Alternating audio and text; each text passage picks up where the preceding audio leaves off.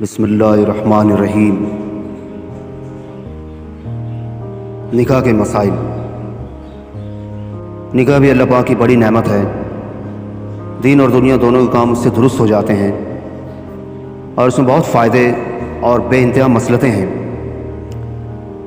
آدمی گناہوں سے بچتا ہے، دل ٹھکانے ہو جاتا ہے، نیت خراب اور ڈاواں ڈول نہیں ہونے پاتی، اور بڑی بات یہ ہے کہ فائدے کا فائدہ اور ثواب کا ثواب، کیونکہ میاں بیوی کا پاس بیٹھ کر پیار محبت کی باتیں کرنا، ہنسی دل لگی میں دل بہلانا نفل نمازوں سے بھی بہتر ہے۔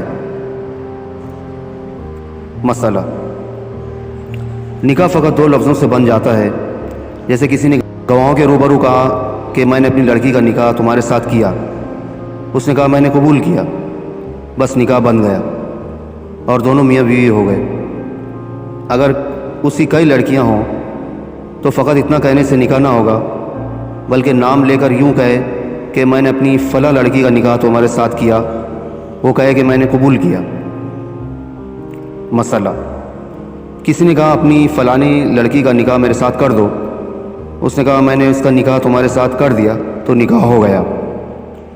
چاہے پھر وہ یوں کہے کہ میں نے قبول کیا یا نہ کہے، نکاح ہو گیا۔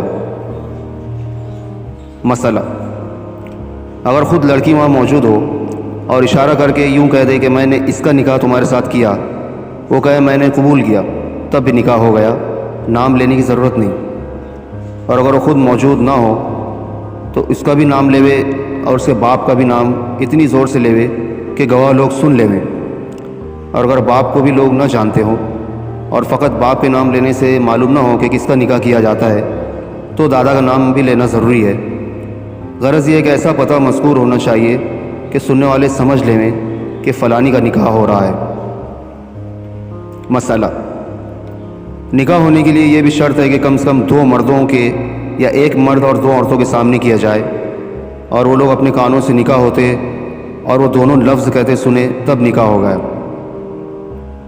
اگر تنہائی میں ایک نے کہا میں نے اپنی لڑکی کا نکاح تمہارے ساتھ کیا، دوسروں نے کہا میں نے قبول کیا، تو نکاح نہیں ہوا۔ اسی طرح اگر فقط ایک آدمی کے سامنے نکاح کیا تب بھی نہیں ہوا۔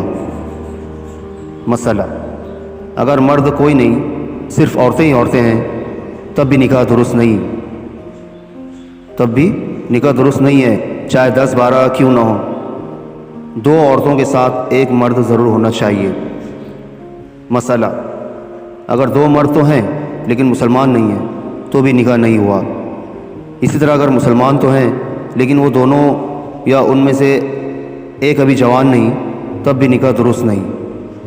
اسی طرح اگر ایک مرد اور دو عورتوں کے سامنے نکاح ہوا لیکن وہ عورتیں ابھی جوان نہیں ہوئیں یا ان میں سے ایک ابھی جوان نہیں ہوئی ہے، تو نکاح صحیح نہیں ہے۔ مسئلہ: بہتر یہ ہے کہ بڑے مجمع میں نکاح کیا جائے، جیسے نماز جمعہ کے بعد جامع مسجد میں یا اور کہیں، تاکہ نکاح کی خوب شہرت ہو جاوے، اور چھپ چھپا کے نکاح نہ کرے۔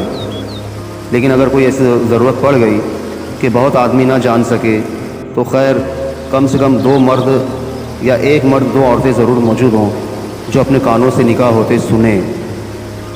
مسئلہ: اگر مرد بھی جوان ہے اور عورت بھی جوان ہے تو وہ دونوں اپنا نکاح خود کر سکتے ہیں، دو گواہوں کے سامنے۔ ایک کہہ دے کہ میں نے اپنا نکاح تیرے ساتھ کیا، دوسرا کہے میں قبول